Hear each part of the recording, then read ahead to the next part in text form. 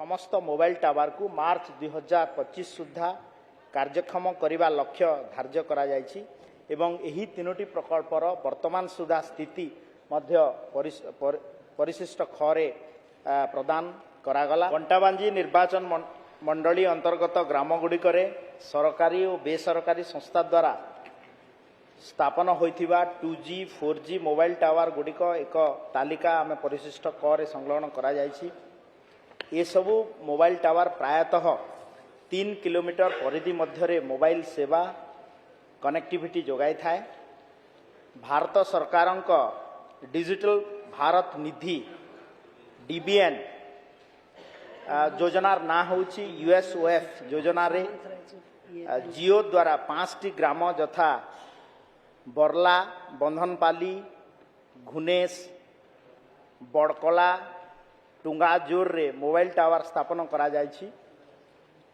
BSNL द्वारा 3टी ग्राम यथा ढोलमंडल सान बांकी और करला ठारे मोबाइल टावर स्थापन कार्य चालू अछि एवं भारत सरकार डिजिटल भारत निधि प्रकल्प अंतर्गत 3 गोटी प्रकल्प यथा LWE phase 2 aspirational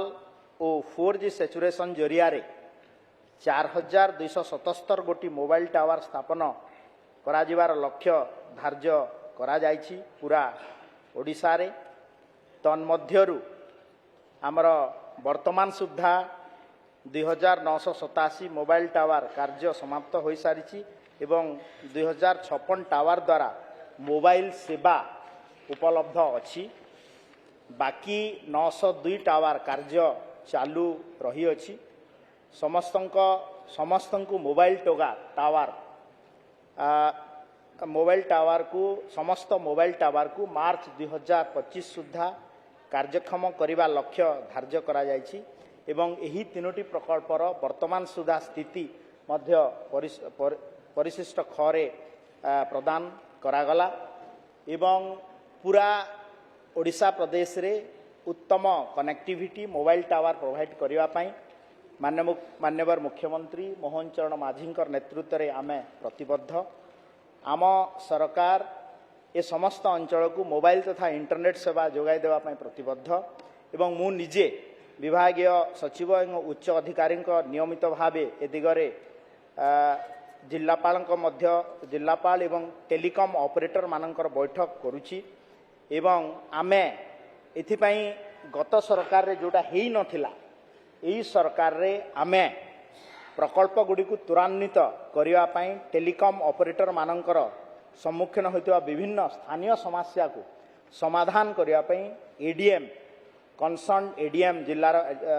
additional district magistrate तत्वावधान रे गोटे टास्क फोर्स मध्य गठन करा जायछि एवं से माने जो लैंड इश्यू अछि ताकू समाधान करिवा पाई प्रक्रिया त्वरान्वित शीघ्र करुछंती। ता सहित भारत नेट प्रकल्प कार्यधारा उन्नत हेउ नथिबा एवं विभिन्न परिचालना समस्या उपलब्ध होइथिबारु राज्य सरकार एही प्रकल्प को भारत सरकार दूरसंचार विभाग हस्तांतर करने को चुक्तिबद्ध मध्य होइछंती एवं आमे निकटरे मु मध्य निजे पर्सनाली माननीय यूनियन टेलीकॉम मिनिस्टर सहित मोर मध्य कथबार्ता होइतिला एवं ओडिशा रे गोटे उत्तम नेटवर्क सेवा पहुंचावा पई हम सुव्यवस्था करूछु।